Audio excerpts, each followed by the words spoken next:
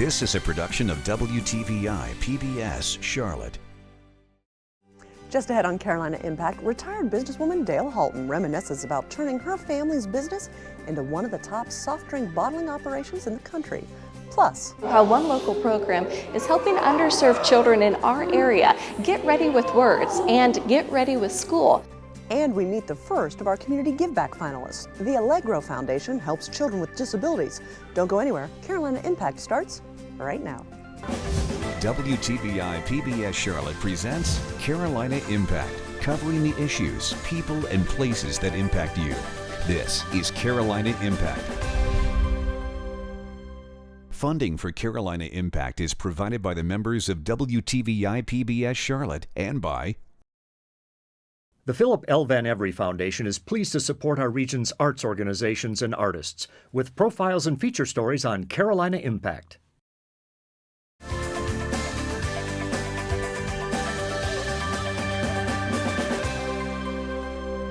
Good evening. Thanks so much for joining us. I'm Amy Burkett. Studies show more than 1 million words make up the English language. People start learning words before they celebrate their first birthday. And by the time most kids enter kindergarten, their vocabulary spans about 13,000 words. However, that number is much smaller for underprivileged children.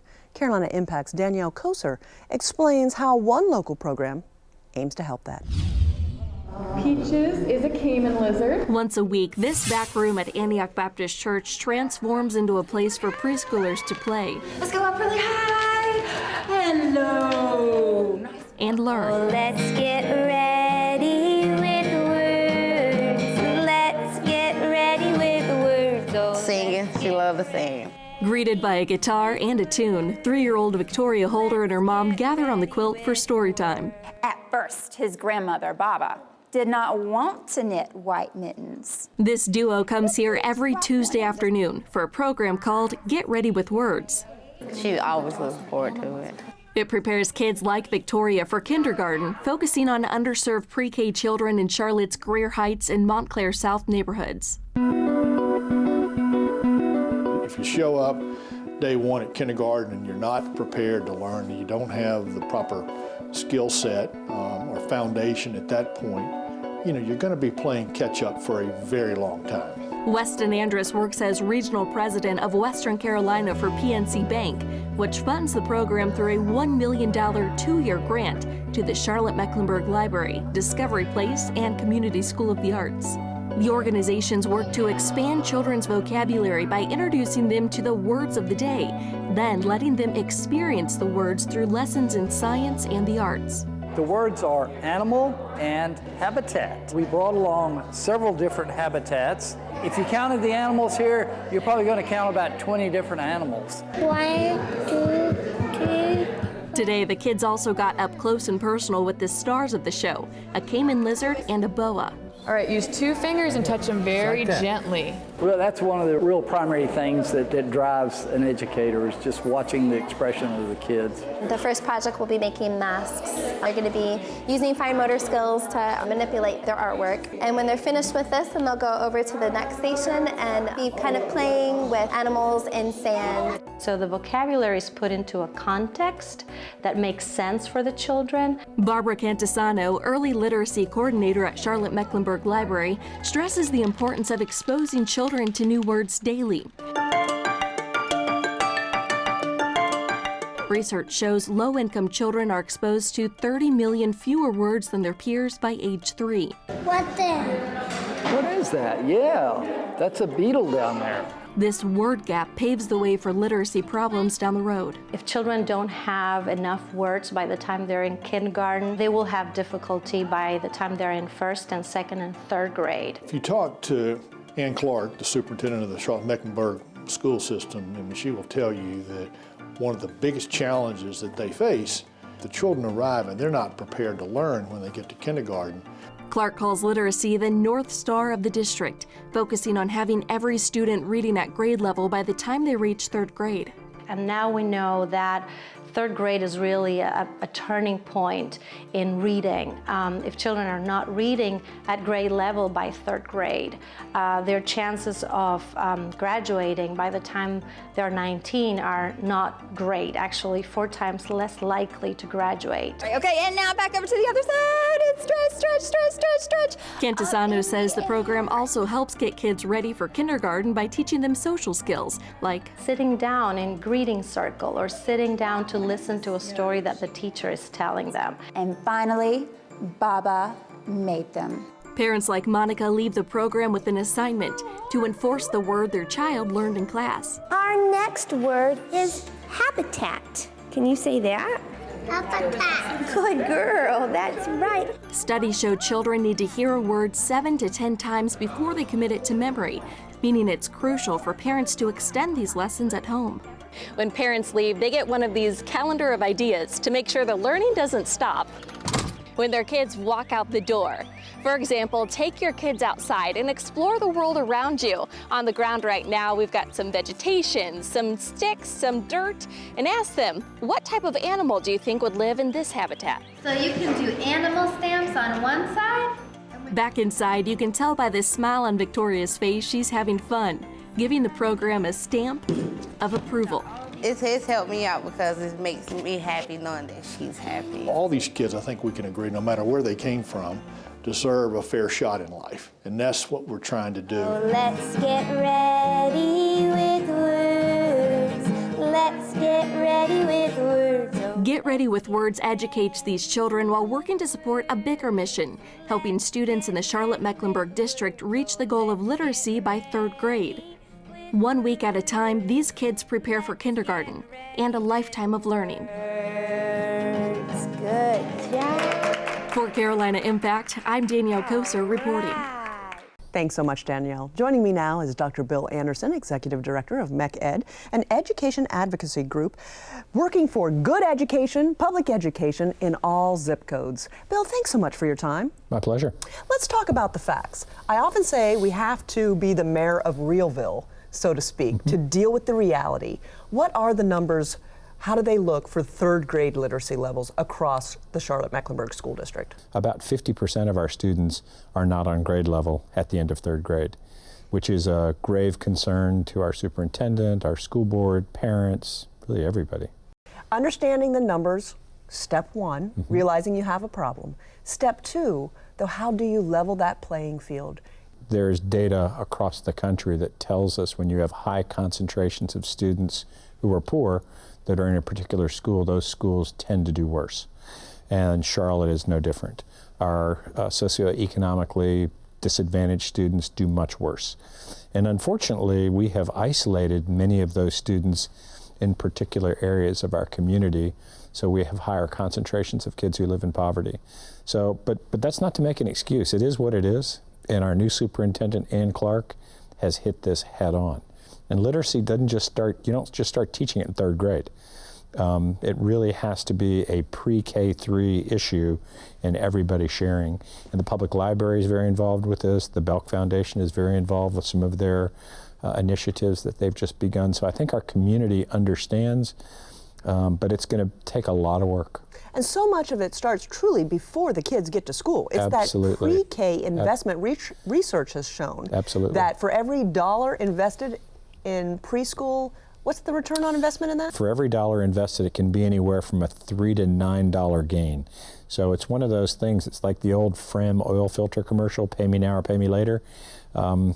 It's really critical, though, that we get students on board and that they be reading on grade level and doing math on grade level at the end of third grade. But let's not forget that this is also parents' responsibility. Parents need to be more engaged.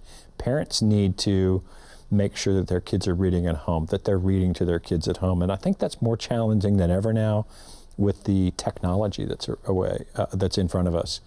I remember when I was a kid, and probably you did too, that your parents used to take you to the library and you get a stack of books. Always. You know, I learned to love to read when I was very young. I'm afraid there are many kids today that have never really experienced that love of literature. And that's a concern to me as well, and technology has a lot to do with that. We're running out of time, Bill, Yes. but help us. What's the one thing that you want people to know before we leave today? I think the one thing that probably matters most is a strong investment in early learning. That if we make that investment, especially with our children who live in poverty, to give them great early learning, that's at age 2, 3, and 4, give them those opportunities so they can be ready for kindergarten. Bill Anderson, Executive Director of MEC-Ed, we appreciate your time and My pleasure. wish you all the best as we try to conquer this challenge in our community. Thank you. Well, you know what? I have often shared how much I love leadership and how honored I am to lead your public television station. I'm also extremely grateful to the women in business who paved the way for me decades ago through their bold leadership. Women like Dale Halton. She led Pepsi-Cola Bottling Company of Charlotte for 25 years, and at a time when very few women were leaders. Carolina Impact's Jeff Rivenbark joins us now from the Pepsi plant on South Boulevard with more. When you walk inside Pepsi Bottling Ventures on South Boulevard, you'll see lots of products stacked on pallets and forklifts loading trucks. Kathy Cockrell was hired in the late 80s. Hundreds of people worked here. She says it felt like a big family. I was a single parent, I raised my kids here, and I would have never been able to have done that by myself without this company. One reason why it felt like family, says warehouse manager Elton Dozier, is because Dale F. Halton was president and CEO. One of the things I learned from Dale Halton is pretty much your people that works with you, they come first. Dale Halton was the finishing piece to the puzzle. She completed the whole puzzle. A puzzle covers part of Dale Halton's dining room table. She carefully studies each piece and occasionally looks at the big picture when she's stumped. Her attention to detail is one of the traits that allowed her to save her family's business and turn it into one of the most successful soft drink bottling operations in the country. Halton's grandparents, Henry and Sadie Fowler, started the first Pepsi franchise in Charlotte in 1905. And he thought, there's money to be made in this brown water. During the early years, horse-drawn wagons delivered Pepsi across Charlotte. Pepsi-Cola Bottling Company of Charlotte, as it was then called, flourished for most of the 20th century. This picture shows Halton dancing with her grandfather. She never imagined she'd one day manage and own the company he started. My grandfather, at age 90, finally realized he needed some help. The company wasn't profitable, and eventually Halton was put in charge. I never had thought I would be in business. It was not something roaming around in the back of my head at all, and I didn't want to lose it. Few women ran a name brand business in Charlotte at the time. And when I took over in 82 or 81, whatever it was, there was Joan Zimmerman with Southern Shows, Bonnie Widenhouse in real estate, and that was really about it. With bankruptcy looming, some doubted Halton could turn things around. Pepsi came down and threatened to take it away because I was female. And we were meeting with my attorney, and I just looked at him and said, with a nice smile, and said, "Come on down, we'll do it in my courts here." Never heard any more from them. Halton and Darrell Holland led the company. We ran it together. He knew so much more than I did. And he sent me out into the world.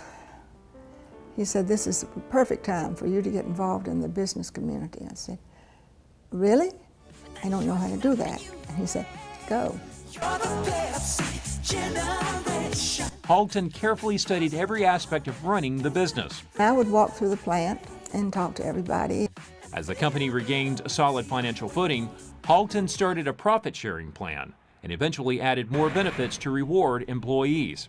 That tradition of treating people right grew into lifelong relationships. He's done a great job. Pike's Restaurant in South End is where you'll find a number of retired and current Pepsi employees.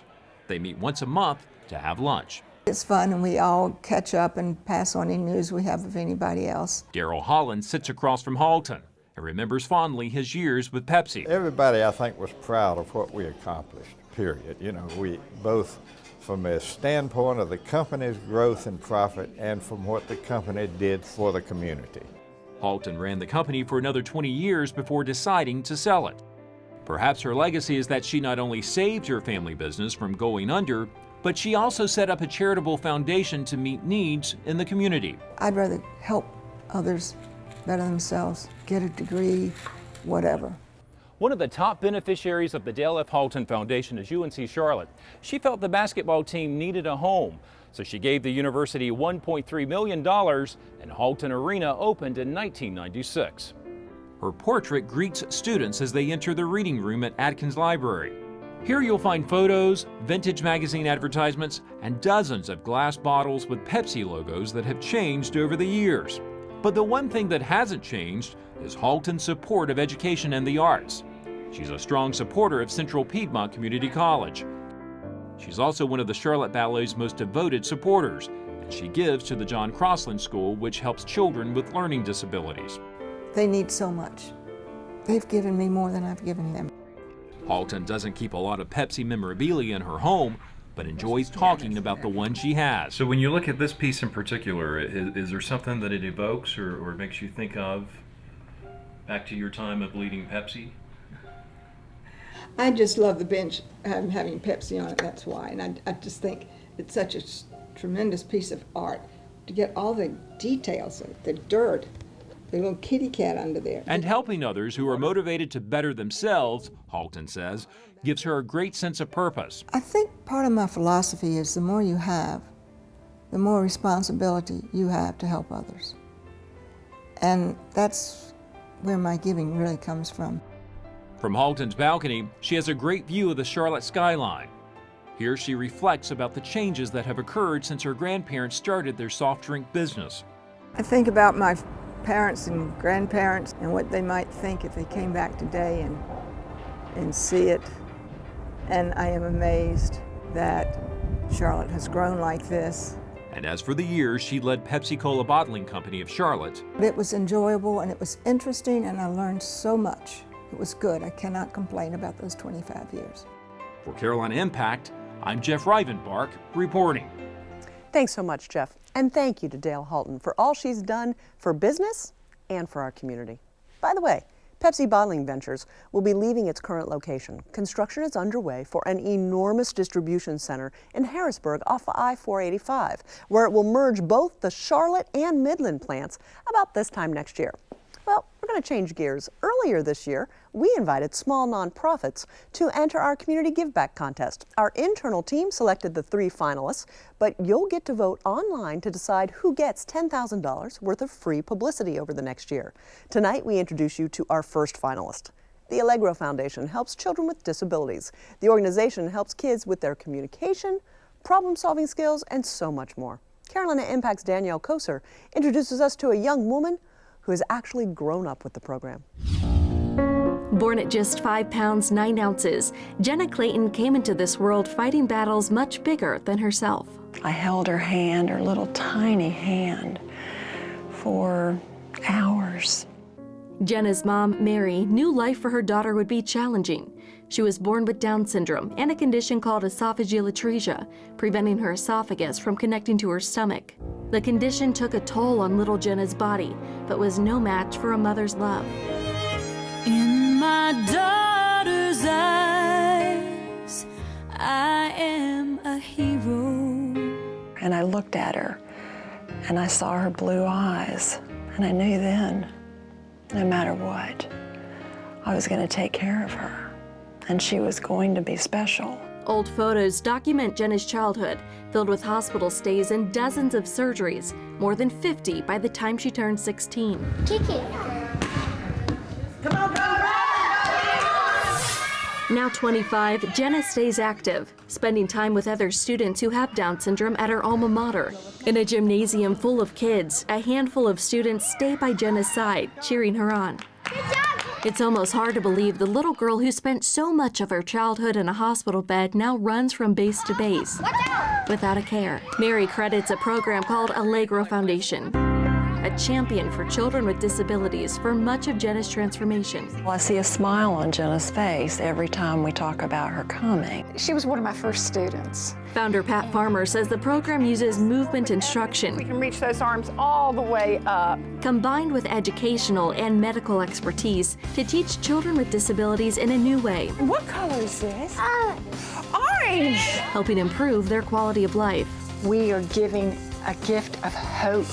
Pat, a Charlotte native, says she planted the seed for the program when she was just 17. Then as student at Myers Park High School, she volunteered at a mental institution, teaching movement to children with disabilities for her senior project. When I looked in those children's eyes, something spoke to my soul and my heart, and I knew they could do more if given a chance. Pat launched the program in Los Angeles, then moved it back here to her hometown 15 years ago, filling a void in the community. It's a constant search for things that are invigorating and that work well for people with disabilities. And giving thousands of children a chance to learn and grow. So before Allegro, a lot of just general movement and muscle sort of things I couldn't do, like standing on one leg, moving legs across. That was very difficult to do. Born with cerebral palsy, Danny DeHorty says the program helps build his coordination, muscle memory, and self-confidence. It allows you to find both real and figurative balance. Allows you to, be more of yourself. You're all champions! Allegro Foundation serves a wide variety of kids with disabilities, including muscular dystrophy, spina bifida, intellectual disabilities, and orthopedic challenges. Pat and her team teach students at several preschools and elementary schools in the Charlotte-Mecklenburg district. Now back it up! Older students like Jenna attend classes through a community outreach program. So it strengthens her, and she knows that she should continue to push and grow. And Pat knows how to do that. She knows how to help these young people. Now, Pat wants to give more children a chance. She estimates 15,000 kids with disabilities live in the Charlotte area. Allegro only has enough funding to help about 700 children a week. We have the capacity to double, triple that in Charlotte. I can't tell you how much we need funding. The organization runs on private donations and grants, and a dedicated team of volunteers. Jenna sees it as a family. I mean, it's an extension of who she is and what she is. A second family, right. That's exactly how I would put it. Helping students not only physically, but mentally and emotionally, Allegro Foundation received national attention for its unique mission. In 2004, Allegro made history, becoming the first group of children with disabilities to perform at the White House. I see who I want to be in my daughter's eyes. I had been told when my daughter was 6 hours old that she probably would be dead. And here she was at this point in her life, alive, and she was performing on the steps of the White House. 3, 4. Challenged but cheerful, Jenna counts along as she raises the ball high and low, following Pat's lead. Allegro Foundation has truly become a champion for children with disabilities, helping thousands accomplish more than they ever dreamed. For Carolina Impact, I'm Danielle Koser reporting. Thanks so much, Danielle. Remember, we'll feature our next 2 finalists over the next 2 weeks. Voting opens online April 21st and continues for 1 week. You can cast your vote at pbscharlotte.org.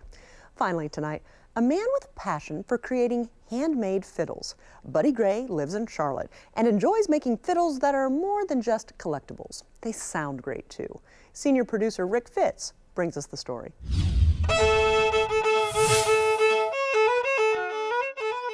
Well, I left my former job, which I've worked at Time Warner Cable for 25 years. I opened up my wood carving shop, but in the back of my mind, I always wanted to make some more violins. This is a rough cut board that I cut out of a tree, and somebody cut down. This is sycamore, and sycamore is a good wood to make a violin out of.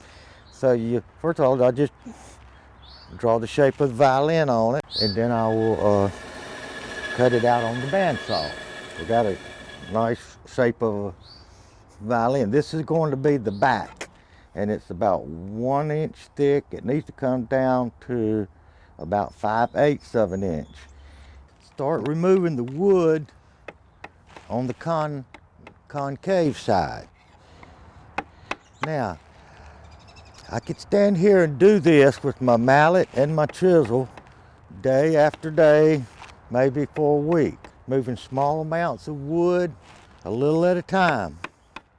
Or I can remove a lot of wood all at once in a matter of minutes.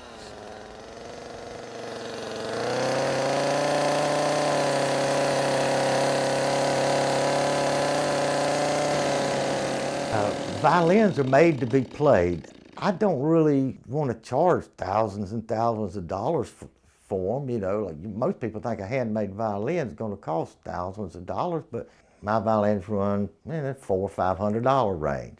I want people to have them.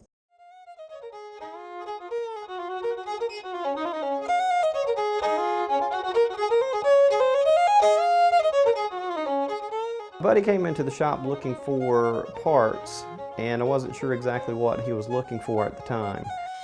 We started talking about violins. He said he's a violin maker, and his process of making violins really was intriguing.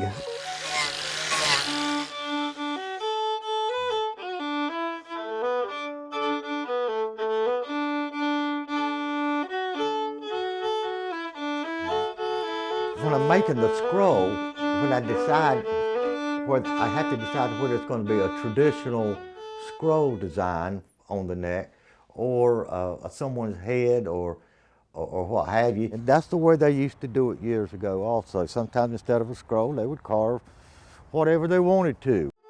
Most people that would collect Buddy's violins are people that are looking for playable folk art. The different heads that he has on the fiddles, he'll have like a pirate head here, which that's Blackbeard, and he'll carve skull and crossbones here. All of these are skulls, and everything's different. This has a more of a bone-looking tailpiece. The chin rest, the bridge here is different. He was experimenting with getting a different sound out of this instrument, just going this way. But like I said, usually Buddy, he comes in here for just some basic parts. $4 or $5 worth of parts, and he's good to go. When I hear somebody play my violin, it makes me feel good, and it pleases me a lot. And if I know that it makes them feel good too, then that makes me feel even better.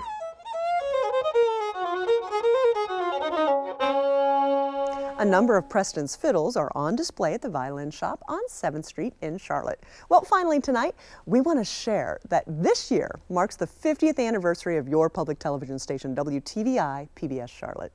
We've been committed to education all these years, and that's why we've invited New York Times bestselling author and Inc. magazine's #1 leadership expert in the world, John Maxwell, to come and teach on his new book due out this fall called Intentional Living. I've been a fan of his work for nearly 2 decades now. You may not see yourself as a leader, but we all have influence over others, and that's really all leadership is, influence over others. Here are just a few things you'll learn at this professional development event. How to discover your purpose in life, the difference between good intentions and intentional living. What's the one thing that adds the most value to your life? And you'll learn how to live the 4 steps to significance. We'd love for you to join us at this fundraising event on Thursday, May 21st from 9 a.m. to 10:30 a.m. There's even a chance John could answer your burning leadership questions. He'll do 30 minutes of question and answer at the end, and our cameras will be recording the entire professional development seminar for distribution nationally to PBS stations this fall. Ticket information is on our website at pbscharlotte.org. Well, before we leave you tonight, we'd like to invite you to friend us on Facebook at WTVI Charlotte. By doing that, you'll have the chance to win monthly prizes. And don't forget, you can also friend me at Amy Burkett. As your local public television station, we want to share your stories, but you need to tell us about them first. Please send your story ideas to carolina.impact@wtvi.org. Thanks so much for joining us. We hope to see you back here again next time on Carolina Impact. Good night, my friends. Funding for Carolina Impact is provided by the members of WTVI PBS Charlotte and by the Philip L. Van Every Foundation is pleased to support our region's arts organizations and artists with profiles and feature stories on Carolina Impact. A production of WTVI PBS Charlotte.